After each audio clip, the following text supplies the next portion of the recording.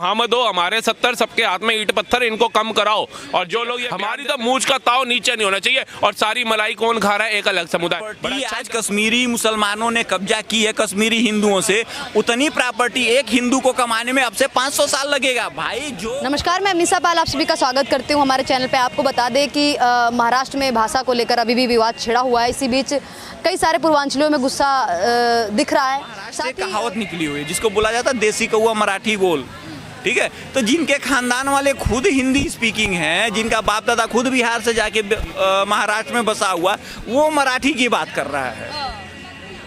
मतलब बेशर्मी उतनी करो कि जितनी अच्छी लगे। मेरा बाप गोरखपुर से है, ठीक है, और मैं बोलता ना भाई तुम तो अब दिल्ली में हरियाणवी बोलो, तो वही राज ठाकरे के और उद्धव ठाकरे का ऐसे तो कोई पूछ नहीं रहा है। तो वो कहते हैं ना कि नया नया मुल्ला प्याज बहुत खाता है, ठीक है। तो वही कहानी उनकी, वैसे तो कोई पूछ रहा है नहीं उनको। तो वो अपना स्टेटस हटाना है कि भाई मैं मराठियों से बड़ा मराठी हूँ, मैं तुम्हारी मराठी की बात कर रहा हूँ, जबकि वो खुद ही मराठी नहीं है। जिनके एंसेस्टर बिहार से गए हों, जो खुद बिहारी है, वो बिहारियों को गाली दे रहा है। तो ये भारत में ही हो सकता है। अब दूसरा उदाहरण स्टारलिन का ले लीजिए, उनकी फैमिली भी तमिलियन नहीं है, वो भी तमिल अस्मिता की बात करते हैं। तो कहीं भारत की जो सबसे बड़ी खूबसूरती है वही भारत का दुर्भाग्य भी सबसे बड़ा है।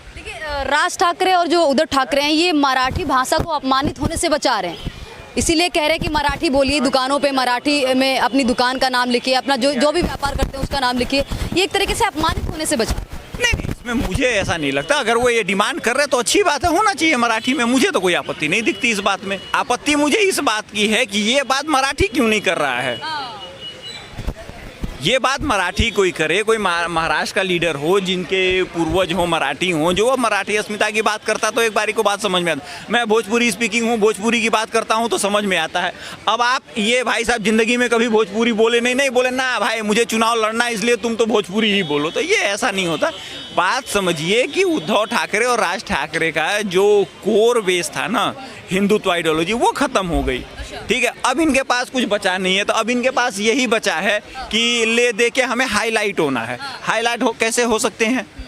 तो किसी को गाली दे दो, किसी को। अभी इन्हीं के कार्यकर्ता गए थे कुछ दिन पहले, एक मराठी हमारे भाई साहब थे, मुसलमान था, वो ठेला लगाया था, कहता तुम हिंदी बोलो।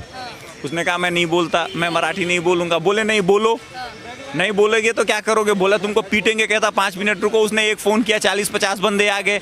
अब मनसे के कार्यकर्ताओं को उन्होंने हिंदी बोलना सिखा दिया। तो प्रॉब्लम ये है कि हिंदू में बर्थ रेट है नहीं, परिवार है नहीं। अब मैं कमाने खाने गया हूँ, लड़ाई करने नहीं गया हूँ। उसके पीछे रीज़न ये है कि हम मंदिर जाते नहीं, हम सोशल ड्यूटी करते नहीं, हमारे घर के बगल में कौन रहता मुझे मालूम नहीं, हमारी गैदरिंग होती नहीं, हमारी फैमिली गैदरिंग है नहीं, मैंने कोई ड्यूटी करी नहीं है और मैं समाज की ड्यूटी लेना चाहता हूँ। तो ये तो नहीं हो सकता। मुसलमान नमाज भी पढ़ता है, जाके अपना फ्राइडे अपना गैदरिंग भी करता है, लोगों से इंटरेक्ट भी करता है। तो अगर मैं किसी यहाँ सीपी पे 2 साल 5 साल कंटिन्यू आता हूँ, मेरा आपसे रिलेशन है, आप किसी मुसीबत में पड़ेंगे मुझे फ़ोन करेंगे तो मैं ज़रूर आऊँगा। लेकिन आज हम बैठ के यहाँ बाइट कर रहे हैं, 6 महीने बाद बोलो भाई मैंने तेरे साथ बाइट करी थी, मेरी इमरजेंसी आ जाओ, मैं आऊँगा, कभी नहीं आऊँगा। तो ये जो फैक्टर है ना, ये हमारे में मिसिंग है और मुसलमानों में ये कॉमन है। इसीलिए वो पूरी दुनिया में जहाँ भी रहते हैं वो यूनाइट हो जाते हैं और एक दूसरे के काम आ जाते हैं। यहाँ जो ठेला लगा रहा है वो बेचारा बिहार से आया है, तो उसके रूममेट कहीं और हैं, वो कहीं है, जब तक आएंगे तब तक पिट जाएगा। वो क्या एक फ़ोन करेगा, मस्जिद से 25 लोग आ जाएंगे जो मारने आए उनको पीट के बराबर कर देंगे। ना वो सरकार को मानते हैं, ठीक है, ना सरकार से परमिशन लेते हैं, कुछ नहीं लेते, ना संविधान मानते हैं। आप तो भाषा के आधार पे एक समुदाय को टारगेट कर रहे हैं सीधे। नहीं, भाषा के आधार पर वो जो टारगेट कर रहे हैं ना, वो बेचारा गरीब आदमी है, वो कुछ कर नहीं सकता है। उसको टारगेट किया जाता है जो कमज़ोर होता है। तो हिंदू शुरू से कमज़ोर रहा है और पिछले 70 सालों ने तो सरकार ने जिस हिसाब से कमज़ोर किया उसकी तो बात ही मत करिए। हम दो हमारे दो, उनके लिए हम दो हमारे 56। क्या बात ये सच है कि हिंदुओं को ही टारगेट किया जा रहा है भाषा के आधार पे? महाराष्ट्र में मुस्लिमों को हिदायत है, मतलब छूट है? बिल्कुल ज़्यादातर तो है ही है। अरे महाराष्ट्र की आबादी, उनको छूट नहीं है। ये गलत कह रही हैं कि उनको छूट है। उनको छूट नहीं है। छूट इसलिए है कि उनके पास समझाने जाएंगे तो वो उनको वो समझा देगा कि भाई तुम 10 लेके जाओगे, वो 500 लेके आ जाएगा। भाई इस देश का ना संविधान, ना इस देश का कोर्ट, ना इस देश की पुलिस, कोई भी उनके अगेंस्ट नहीं बोलती। एक पिक्चर आई है, उस पर भी कोर्ट को लगता है नहीं नहीं भैया तुम ऐसा मत करो, ऐसा देश में हो जाता। तो उनकी फैमिली स्ट्रेंथ है, आपकी जिम्मेदारी आपकी परिवार है, मेरी आपकी कोई जिम्मेदारी नहीं है। सही कह रहे हैं, बिल्कुल ठीक कह रहे हैं ना, इन्होंने सबसे अच्छी बात बोली। उनमें एकजुटता है, वो एक आवाज पे इकट्ठे होते हैं। आपको याद होगा एमएनएस के कार्यकर्ताओं ने एक मुस्लिम को भी मराठी बोलने पे पीटा था, लेकिन उसके बाद इतने मुस्लिम इकट्ठे हो गए थे, इतना धोया एमएनएस के कार्यकर्ताओं को, ना उद्धव ठाकरे की हिम्मत हुई बाद में बयान देने की, ना राज ठाकरे की हिम्मत हुई, ना पूरे ठाकरे परिवार की हिम्मत हुई, शांत हो गए।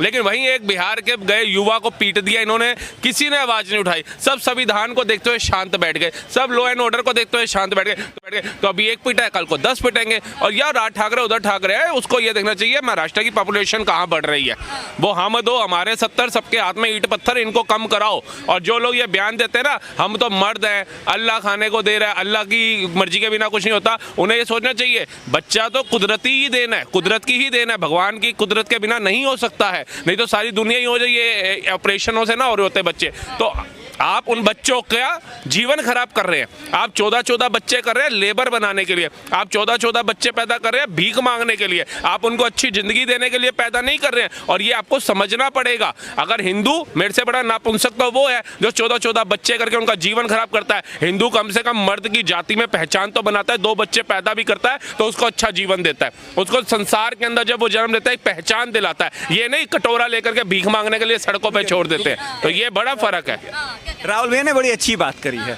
लेकिन राहुल भैया कहते हैं अच्छी जीवन देता है, हिंदू अच्छा जीवन देता है। कैसे अच्छा जीवन देता है मैं आपको समझाता हूँ। 1990 में कश्मीर की टोटल आबादी थी, अनंतनाग और सारे जो जिले थे 40 लाख। 40 लाख में 12 लाख हिंदू थे और 28 लाख मुसलमान थे। ठीक है, एक रात दुर्घटना घटी, इनके पास नौकरी था, बिजनेस था, जमीन थी, खेत थी, जायदाद से सब कुछ था। एक दिन मस्जिद से आबाद आई, उन 30 लाख लोगों ने आज वहाँ के 40% एसेट प्रॉपर्टी, लैंड, गार्डन, जो भी मतलब समझ जितनी प्रॉपर्टी है, नौकरी, सब पे कब्जा कर लिया। ये 8.5-9 लाख लोग आज वहाँ से निकल के बिहार में, भारत में ही जम्मू में शरणार्थी रिफ्यूजी स्टेटस पे जिंदा हैं। तो ये हम हिंदू अपनी आबादी कम करके ये वो क्या बोलते हैं, ये अच्छी ज़िंदगी दे रहे हैं। अब आ जाइए, नागपुर में सब कुछ था, पुलिस थी, गाड़ी था, बंगला था, दुकानें थी, सारा कुछ था, सब लूटपाट के किनारे, कुछ नहीं हुआ। मुर्शिदाबाद में दुकानें थी, घर था, मकान था, सब लूटपाट के किनारे। तो ये अच्छी ज़िंदगी नहीं होती है। ये जो होती है कि आप जो है ना अच्छी ज़िंदगी नहीं दे रहे, आप भाग रहे हैं। आपको बचाने आपके परिवार के लोग आएंगे, तीसरा कोई नहीं आएगा। दूसरी बात, इन्होंने कहा कि वो 14 बच्चा पैदा करते। भैया, मैं आदमी के शादी की उम्र होती है 22 से 23, 24, 25 साल की। ठीक है, हम शादी करते हैं 34 साल में। सुनिए, बड़े ध्यान से सुनिएगा। 34 साल में जो लड़की शादी कर रही है, 22 साल से लेके 25 साल से लेके 34 साल, 10 साल 9-10 साल उसने अपना क्रीम पीरियड, जब उसको फैमिली बनानी थी तो उसने दे दिया किसी पब्लिक कंपनी को, किसी प्राइवेट कैरियर को। मिला क्या? उसके बाद बच्चा पैदा होता कैसा? डॉक्टर के पास जाओ, कहते तुमने तो बहुत लेट कर दिया, बच्चा कंसीव करने में प्रॉब्लम होगी, बच्चा पैदा होता है तो बीमार होता। तो ये जितने लोग बैठ के ज्ञान दे रहे होते हैं ना उस टाइम कि भाई अभी बच्चा मत करो, अभी करियर बिल्ड करो, अभी सारा कुछ कर लो, उसके बाद वो कोई नहीं पूछता। घर वाले कहते हम तो पहले समझा रहे थे, तुम नहीं मान रहे हो। तो ना ससुराल वाले आते हैं ना तुम्हारे मम्मी पापा काम में आते हैं। तो वो तुमने अपनी 10 साल जिंदगी बर्बाद शुरू में की, अब 10 साल परिवार के लिए जिंदगी बर्बाद करो, उसके बाद बैठ के रोना रो। न बच्चा काम का बचा, न तुम काम के बचे, न तुम्हारा पति काम का बचा। अगर तुम आप काम पे जाती हैं तो बच्चा भूखा मर जाएगा। तो बात समझने की कोशिश करिए। उनका क्या है, वो 18, 14, 15 साल में शादी करते हैं, 27, 28 साल तो उनके 6 बच्चे होते हैं, करके आप काम खत्म हो जाता है। तो बात समझिए, उनको जिस आबादी बढ़ाने के लिए किया जा रहा है या लेबर बनाने के लिए किया जा रहा है, ये भी तो बात होगी। तो अब आप अपनी भटक रहा है, भाषा पे था मुद्दा, भाषा और मराठी। बहुत बड़ी बात है। इन्होंने कहा बच्चे लेबर पैदा करने।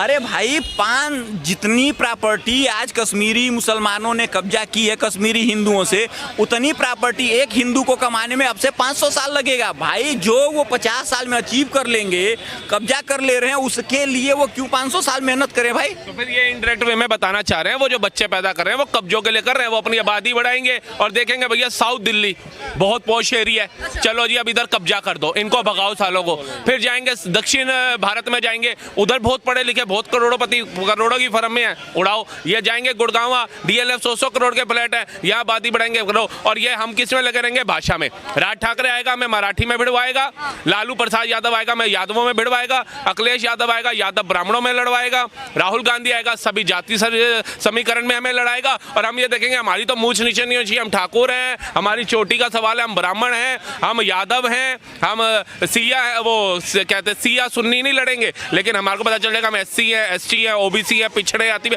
हम ऐसी जातियों में और धर्मों में बट जाएंगे और हमें लगेगा हमारा तो हक नहीं जाना चाहिए, हमारी तो मूछ का ताव नीचे नहीं होना चाहिए। और सारी मलाई कौन खा रहा है? एक अलग समुदाय। बड़ा अच्छा एग्जाम्पल दिया ना, कश्मीर में क्या हुआ, हम मूछ को ऊपर करते रह गए और वो सारी मलाई खा के बैठ गए। आज सारी हमारी संपत्तियों पे वो आज मुर्शिदाबाद में आप जाकर के देख लिए, हम करते रह गए, हिंदू हम जातियों में बटे रहे, तू ठाकुर, तू ब्राह्मण, तू छूत फछूत फलाना ढिमकाना, वो भगा दिया उन्होंने, 500 परिवार खाली करा लिया, पूरी जमीन पे कब्जा कर लिया। ऐसे ही भारत में अलग अलग जगहों पे कब्जे होंगे इनके। बात भैया ने घुमा के बोली, लेकिन उदाहरण बड़ा अच्छा दिया, जाति धर्म और भाषा पे हमें लड़वाया जाता है और बाद में हमारे ही घरों पे ये कब्जा करवाते हैं ये लोग। ये थी देखिए जनता की राय, थोड़ा सा मुद्दा भटक गया। फिलहाल आप क्या इस मुद्दे को सुनने के बाद में विचार रखते हैं, आप हमें बता सकते हैं कमेंट बॉक्स में। धन्यवाद।